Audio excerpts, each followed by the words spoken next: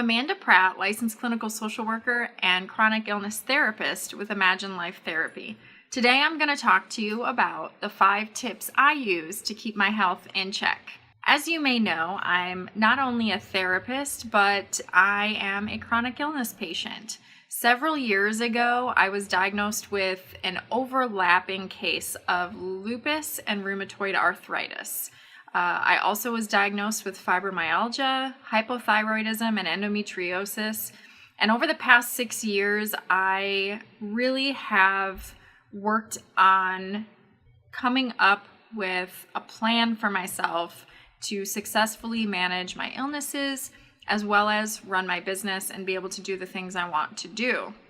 I'm very limited in what I'm able to do due to pain and fatigue, but I have developed some habits and practices that allow me to keep everything in balance and have achieved what I consider successful disease management.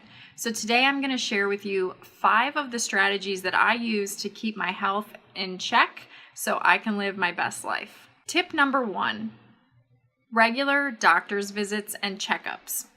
I see the doctor regularly. If I don't have access to my specialist, my rheumatologist, I also have a primary care physician that I see once a month just to report any changes in symptoms to get refills on medications and things like that. It's important to monitor disease activity, and to have a system to monitor that, we have to go to the doctor regularly and do blood work and tests and all of that. If we have a system for monitoring, then we can have successful maintenance and management of our illness. So that is really important to me. Number 2, I take frequent rest breaks. A lot of times people will ask me, how do you do it all? How do you have these chronic illnesses and still do all of this stuff that you're doing while running your business? You don't look like you take any breaks, but of course people aren't going to see that side of my day-to-day. So I take a lot of breaks. I will schedule longer than average breaks in between each client.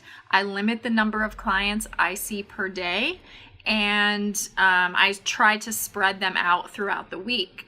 Morning is the best time for me energy-wise. I usually wake up and have a good 3 to 4 hours of energy in me. Some days it's less, some days it's more. So I really try to schedule afternoon breaks where I can lay in bed for 3 to 4 hours, or really long breaks in between clients. Something that I always recommend, and something I do when I'm taking breaks, is doing something that's restorative. So what I mean by that is, there are certain things that deplete your energy, and there are things that restore either your energy or your mindset or your motivation. So I might do something that I enjoy doing. I might listen to music. I might listen to a podcast or an audiobook. I might color in an adult coloring book, something that helps fill my cup, so to speak. And that's what I mean by restorative. Tip number 3, I challenge my thoughts and feelings regularly. What does this mean? Well, one of the basic foundational beliefs of cognitive behavior theory, which is what I use a lot of in my practice, and I use it personally for my own disease management and my day-to-day self-care, is that our thoughts influence our feelings, which influence our actions. So if your thoughts are out of whack, then all the other things are going to be out of whack too. So I regularly challenge my thoughts and feelings. Now, what this might look like is, say I wake up and I have pain upon waking up, which is something that is a sign of a, flare for me. I will sometimes think something like, man, my day is going to suck now because I'm already experiencing pain and I haven't even gotten out of bed. Now, I might challenge that and reframe it and say, you know what? Just because you're having pain doesn't mean your day is going to suck, number 1. And number 2, there are some things you can do in order to not only have a good day, but to give yourself a little more self-care today because you might need it. And pain doesn't mean you're going to have a bad day. It just might mean it's a little more challenging than usual, or that you might need to rest. So I try and reason those things out with myself so I'm not automatically jumping to the worst case scenario. I'm not trying to predict the future, things like that. These are all things we consider to be thought distortions. I also challenge feelings. If I'm experiencing a difficult feeling like sadness, depression, anxiety, frustration, stress, number one, I acknowledge the feeling that I'm feeling. And number two, I will try to recognize what might be behind that feeling.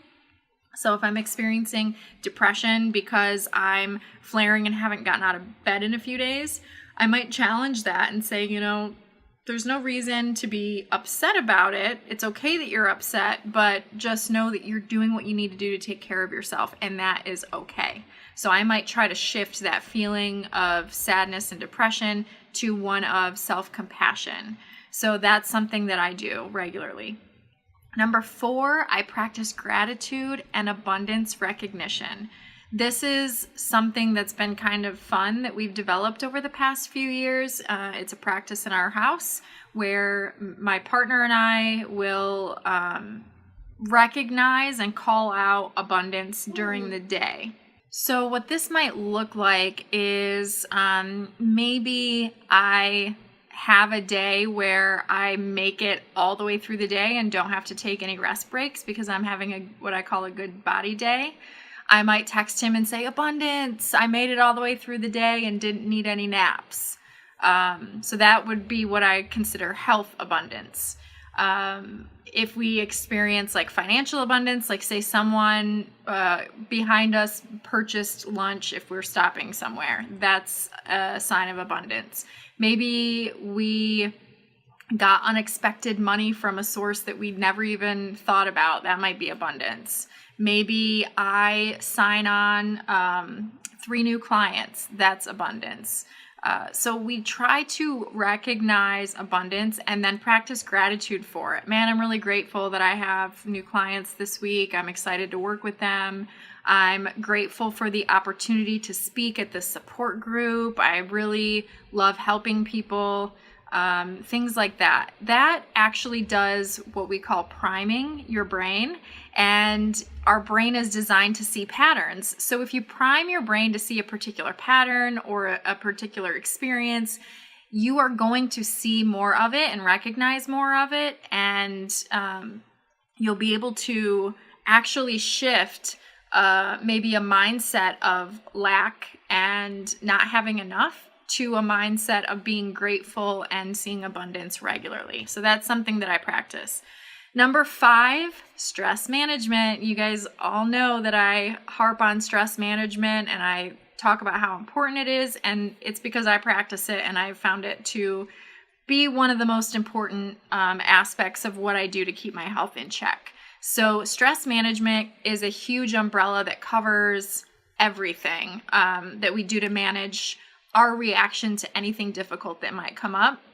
But it also includes making sure that we're getting our needs met. So things like nutrition, exercise, sleep is included in stress management. Things like relationships and communication, self-care, anything we do for disease management and self-care is in stress management. Also mindset stuff that's included in stress management. So there's a ton that is included under this umbrella.